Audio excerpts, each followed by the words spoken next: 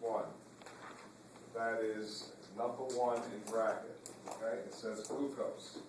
And the first thing we did is on the sheet, we took glucose and we took an ATP and we attached the phosphate to glucose. Do you all see that?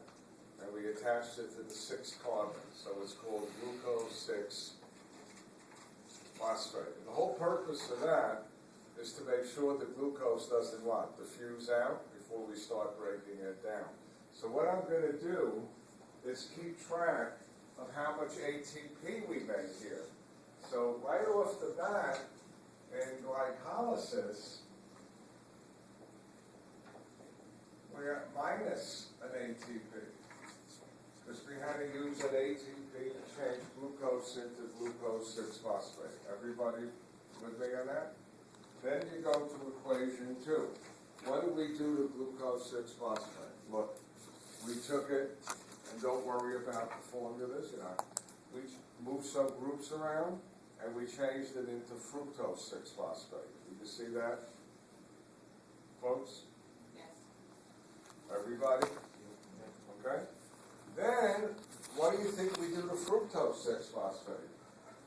Holy mackerel, we take this fructose 6-phosphate, 1, 2, 3, 4, 5, 6, with the phosphate on it, and we're going to add to it, look at the sheet, we're going to take another ATP and break it down into ADP, and we're going to make fructose. Notice I'm not showing you what fructose looks like. We're going to add another phosphate to the first carbon. So now you made fructose 1,6-phosphate, and my God, we just lost another ATP. So you can now say to me, this doesn't look too good. You promised to break down glucose and make ATP, and so far we're what? In the hole for 2 of them. Everybody with me? So we made fructose 1,6-phosphate. Why did we do that? Books never tell you. We did it. We're going to get those phosphates what? Back, and we're going to make ATP, and we're going to make even more. You'll see how. But here's the problem. If you want to break glucose down and extract all the energy, you have to move the molecule around to make it easier to break down, and that's what we're doing. Okay? So turn the page. We're on page 2 now. What are we going to do with the fructose 1,6-phosphate? This is a very, very important step. We took the fructose 1,6-phosphate, look at the top, and we did this. We broke it into 2 pieces. See it, folks? This piece and this piece. One is called glyceraldehyde 3-phosphate, and this is called dihydroxyacetone phosphate. You don't have to memorize it, okay? And you know what the body's able to do? This is called glyceraldehyde 3-phosphate, and we're going to change this with an enzyme into glyceraldehyde 3-phosphate. So the bottom line is we made 2 of these. That's what I want you to know, okay? So when you break it down, you end up, look at step 5, you took the dihydroacetone phosphate and changed it into glyceraldehyde 3-phosphate. And what do they write? Therefore, we now have what? 2 molecules of glyceraldehyde 3-phosphate. Everybody with me on this? Remember, you're not going to memorize all of this, correct? You're just going to understand what I'm doing. Now, here's what's important. I am going to now take one of the glyceraldehyde 3-phosphates and bring it all the way to pyruvic acid. And in the way, I'm going to make what? ATP and other things. So whatever I make, I have to double, because there's not 1 glyceraldehyde 3-phosphate, there are 2. Are you all with me? Everybody? Okay? So I'm going to follow one through, and I'm going to be done with this in 4 minutes, maybe less. Okay? Because somebody asked me to memorize. So what do we do with the glyceraldehyde 3-phosphate? Okay. If you go to grad school, just going to do this. Glyceraldehyde. You'll have to memorize this. If you go to a 4-year nursing program, they may make you take nutrition and up to the teacher. So look what's going to happen in the next step. We're going to step 6. This is an incredibly important step. Okay?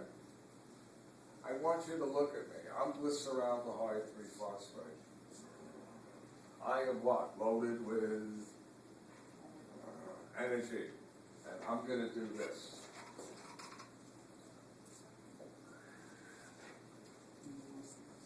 I am going to take 2 of my hydrogens and give it to NAD and make NADH2.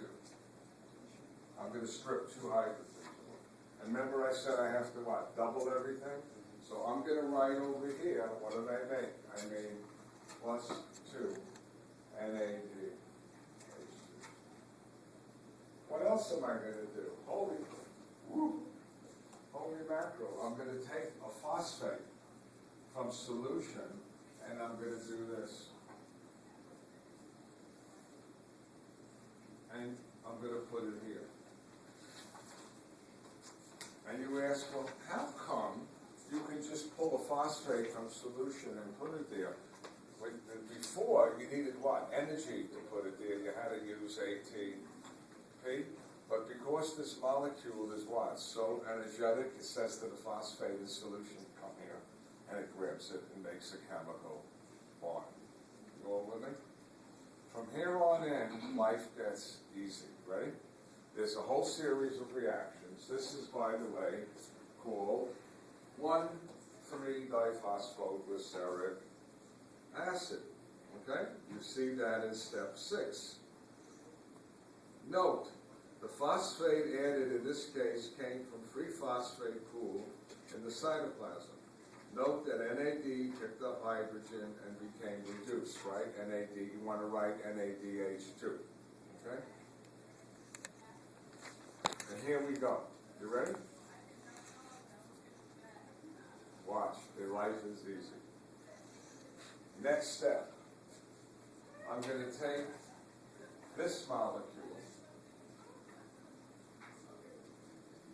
with an enzyme plus ADP, and I'm going to make, what step are we on? We're going to make, step 7, I'm going to make 3 phosphoglyceric acid. What happened to this phosphate? Guess what?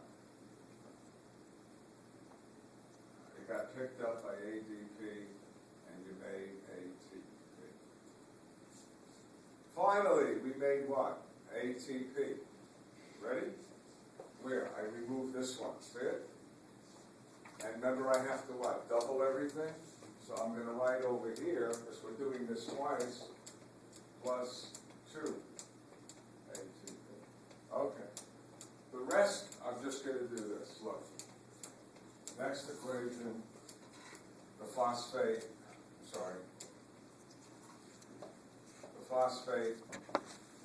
gets transferred to the second carbon, and then it goes to another chemical, and eventually what do?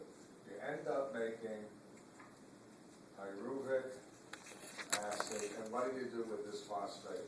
You add it to ADP and make ATP. Which steps are those? I didn't draw the picture. It's steps 9 and 10. So what did I do to the second phosphate? I ripped it off. You all with me? Who picked it up?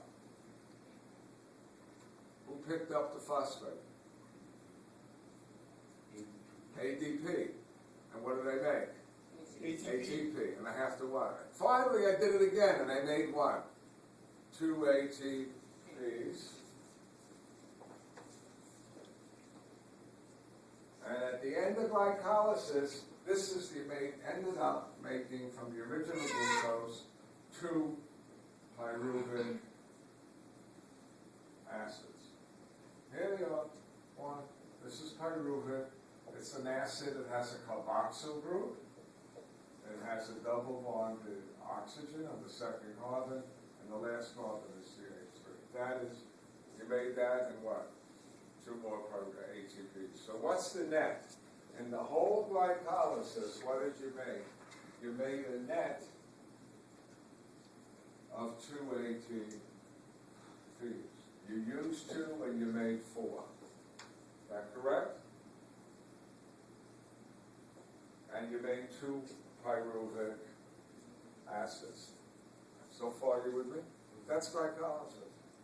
Now, I got to tell you the truth. You cannot live by glycolysis alone. That is not enough ATP.